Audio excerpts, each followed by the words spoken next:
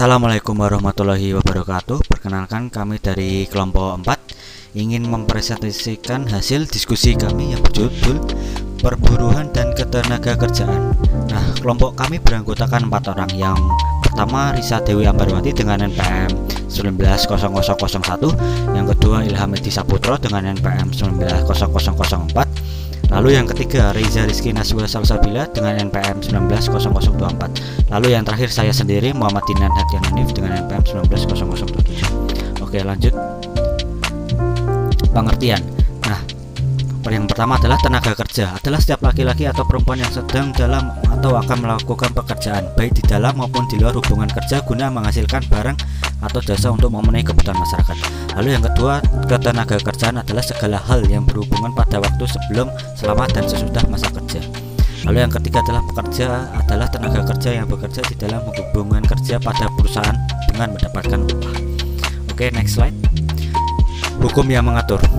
1. Hukum yang mengatur sektor ketenaga kerjaan disebut dengan hukum ketenaga kerjaan atau hukum perburuhan.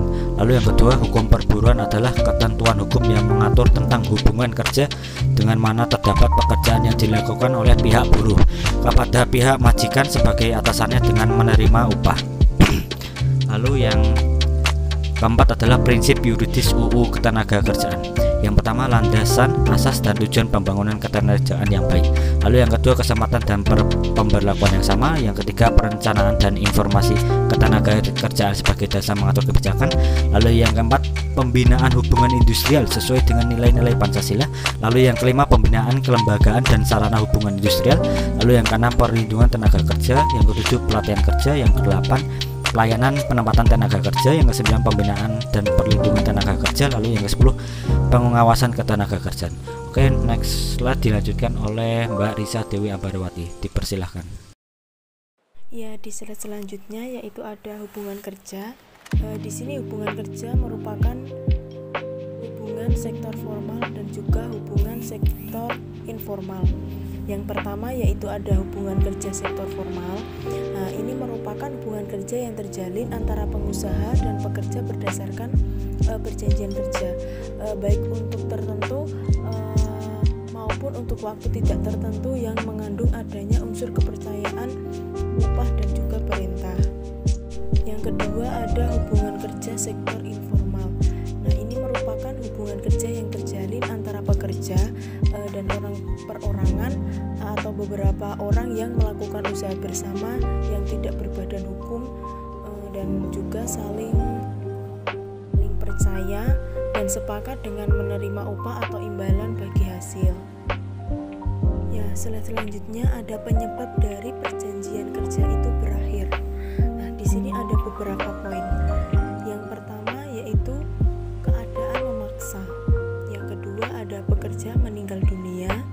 Yang ketiga ada ini berakhirnya jangka waktu perjanjian kerja.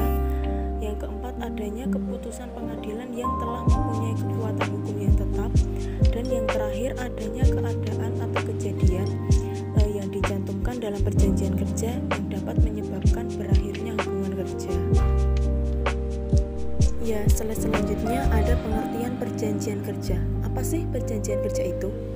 Ya, perjanjian kerja adalah suatu perjanjian antara pekerja dan juga pengusaha secara lisan atau tertulis, baik untuk waktu tertentu yang memuat syarat.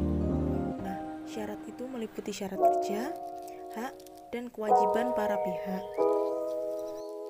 Nah, selanjutnya ini hubungan kerja didasari atas suatu perjanjian kerja antara majikan dan buruh, baik perjanjian kerja lisan ataupun perjanjian kerja tertulis. Di sini ada beberapa prinsip dari perjanjian kerja. Yang pertama yaitu ada kemauan bebas dari belah pihak. Yang kedua yaitu ada dari kemampuan atau kecakapan kedua belah pihak. Yang ketiga adanya pekerjaan yang diperjanjikan, dan yang terakhir ada pekerjaan yang telah diperjanjikan. Hubungan industrial. Hubungan industrial adalah suatu sistem hubungan yang terbentuk antara para pelaku dalam proses produksi barang atau jasa yang meliputi pengusaha, pekerja, dan pemerintah. Pengupahan dan kesejahteraan pekerja. Ukuran filosofis dari pengupahan adalah bahwa setiap pekerja tanpa membedakan jenis kelamin berhak untuk memperoleh penghasilan yang layak bagi kemanusiaan. Mogok kerja adalah tindakan pekerja secara bersama-sama menghentikan atau memperlambat pekerjaan sebagai akibat gagalnya perundingan penyelesaian perselisihan industrial perusahaan dan para karyawan. Pemutusan hubungan kerja, PHK, dan lockout.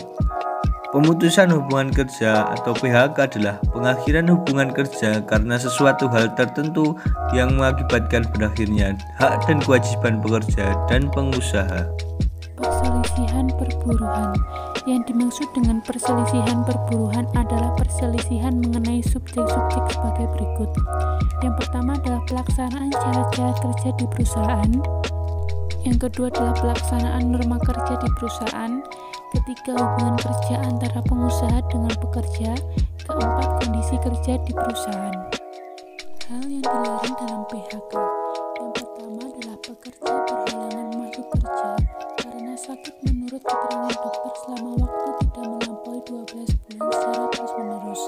Yang kedua, pekerja berhalangan menjalankan pekerjaannya karena memenuhi kewajiban terhadap negara. Yang ketiga, pekerja menjalankan ibadah yang diperintahkan agamanya. Keempat, pekerja menikah, hamil, melahirkan, dan gugur kandungan. Dan kelima, pekerja mempunyai pertalian darah atau ikatan perkawinan dengan pekerja lainnya di dalam suatu perusahaan, kecuali hal tersebut telah diatur dalam peraturan perusahaan atau kesepakatan serikat pekerja. Sanksi administrasi pelanggar hukum terdiri dari teguran, peringatan tertulis, denda, pembatasan kegiatan usaha, pembekuan kegiatan usaha, pembatalan persetujuan, pembatalan pendaftaran, penghentian sementara sebagian atau seluruh alat produksi, dan yang terakhir pencabutan izin.